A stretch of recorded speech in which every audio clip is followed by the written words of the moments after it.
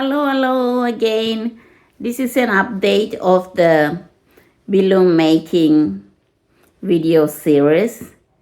Okay, now I did not stop to show you what I was doing because there was no new technique to show.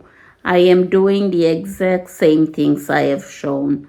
So that is why I did not stop. But now I am back here just to show you because I am about finishing the body of this bilum now, and then we will start working on the handle, and then I will come up with a solution for the closure of the bilum.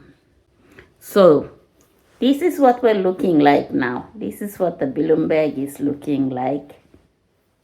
So as you can see, it has grown a lot. It has grown a lot. Let me move back a little so you can see it. So, and then I am going to be finishing it off now. This is the last row I am doing of the actual bilum weave. I did not stop because there was no new technique to show you. I have shown you all the techniques that I have used now. So this is 21 rows of the brown color. 21 rows of the bilum weave in the brown color. Now I don't know if the camera is picking it up, but this brown is a darker brown, and then I ran out of that yarn. So I continued on with this other yarn, a new roll of that yarn, and I didn't realize that until I'd come up a few rows and I realized that it was a lighter version.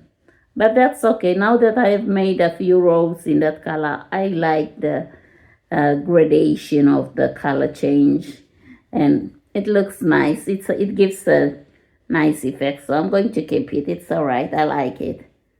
So I am a beginner bilum maker, so I'm happy with myself and how my bilum has come along.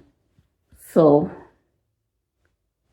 I hope you get inspired and follow the other videos that I have already put up and start yourself one and make yourself. This is going to be a little crossbody bag, so I can just wear it across my shoulders down, so that I'll make a longer handle so it can go down and sit when I am going shopping, so I can just put my telephone, keys, and only the necessary things I need. So it's going to be a little crossbody bag. I like it. I hope you all like it too. So from here, this is going to be the last row of the actual bilum weave. I'll go around and finish it over here. Close it off, connect the last row, finish the last row, and then I'm going to switch to the plan is to switch to a crochet hook to make the mouth of the bilum bag and finish up the body. I'm not sure if I'm going to make 2 rows of the crochet or I will make 1 row. We'll see what that looks like and what that feels like. All right.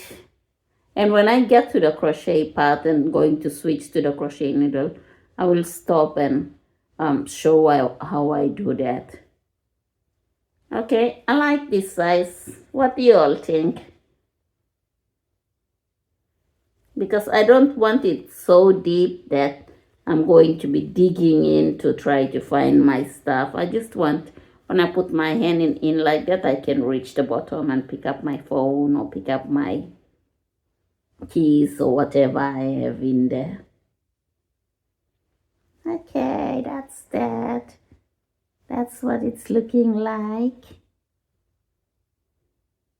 I'm happy. I'm still a beginner bilum maker, so I like what I have done so far as a beginner. That's not too bad at all, I think, if I must say so myself. Let me know what you all think. Okay, We see you in the next one. Hey, do.